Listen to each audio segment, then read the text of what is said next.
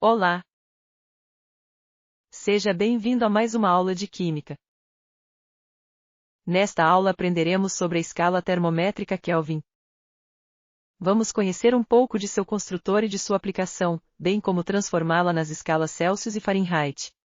Este é William Thomson Kelvin, mais conhecido como Lord Kelvin devido ao seu título inglês de barão.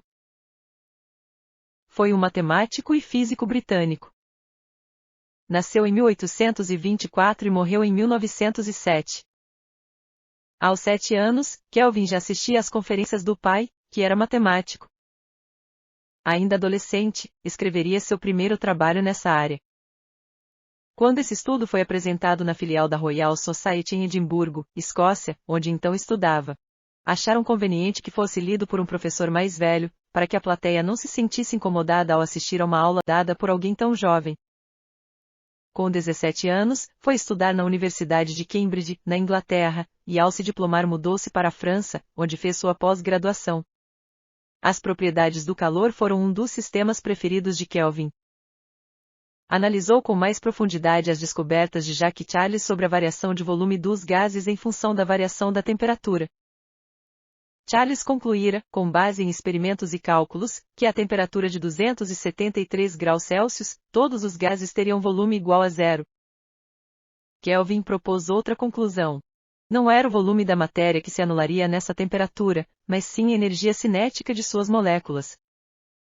Sugeriu então que essa temperatura deveria ser considerada a mais baixa possível e chamou-a de zero absoluto. A partir dela, propôs uma nova escala termométrica, que posteriormente recebeu o nome de escala Kelvin, a qual permitiria maior simplicidade para a expressão matemática das relações entre grandezas termodinâmicas.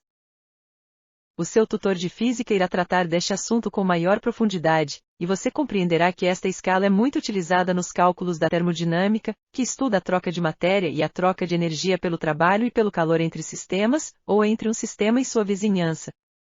Importante que você compreenda que esta escala é muito utilizada em laboratórios de pesquisas para que se possa desenvolver tecnologias que no hoje fazemos uso. Agora, vamos conhecer a escala e seus pontos de fusão e vaporização. Observa-se comparando as escalas que você já conhece que, na escala Kelvin, o ponto de fusão, ou seja, a temperatura em que a água em CNTP, condições normais de temperatura e pressão, passa do estado de líquido para sólido em 273 Kelvin. Observa-se que a temperatura do PV, ponto de vaporização da água, ou seja, a temperatura em que a água passa do estado líquido para o estado de vapor é de 373 Kelvin. Como podemos transformar Kelvin em Celsius, Kelvin em Fahrenheit, e vice-versa?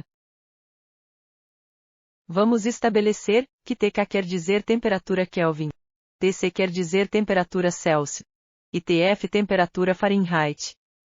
Na fórmula abaixo temos todos os termos que por igualdade nos permite transformar uma escala termométrica em outra. Escolhemos os termos a serem equiparados. No caso, para transformarmos de graus Celsius para Kelvin.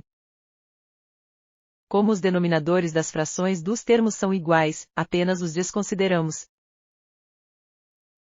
Assim sendo, constatamos que para transformar de graus Celsius para Kelvin, nós apenas adicionamos, ou somamos, a temperatura em graus Celsius o valor 273 Kelvin.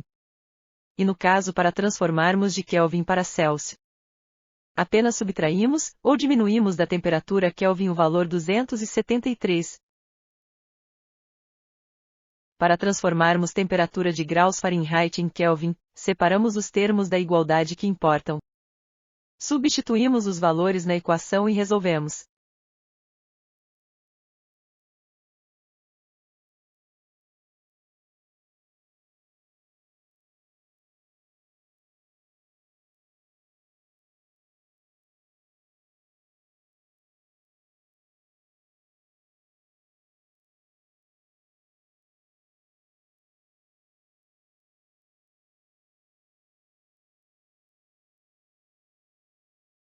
Para fazer a transformação de graus Fahrenheit em Kelvin, procedemos da mesma maneira.